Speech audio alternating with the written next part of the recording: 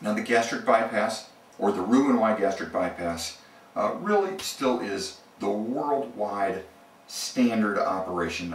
Like I said, Europe and South America, many surgeons, especially surgical leaders, have gone back to the gastric bypass as their preferred operation for several different reasons.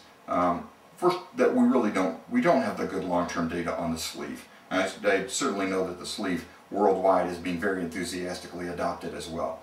But when push comes to shove, when somebody says, what's the most reliable operation that we know the most about, it really is the gastric bypass. We know how to do this very well laparoscopically, and it gives the very best outcomes, risk to benefit, for most obese diabetics as well.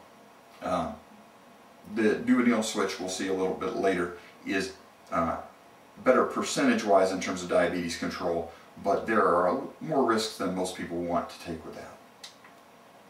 So specifically, these long-term risks are manageable. We know how to diagnose them, and we know how to deal with many of those. They certainly are, there's certainly a long list of things that potentially can happen, but that most people, we can get them managed. If you have iron problems, we can give you IV iron. Most people don't need it. They can just take supplemental iron with their vitamins. If you take your vitamins, most people will not run into problems, although we do need to have lifelong management of calcium, things like this. So vitamins, smoking cessation, and follow-up really are important, but they're pretty well defined. We are learning a few more things about the bypass as we expect to over the next 10 to 30 years. We'll find more and more specifics that people will have to deal with. But this operation has been around for more than 30 years, and it really is almost miraculous in how it works for people.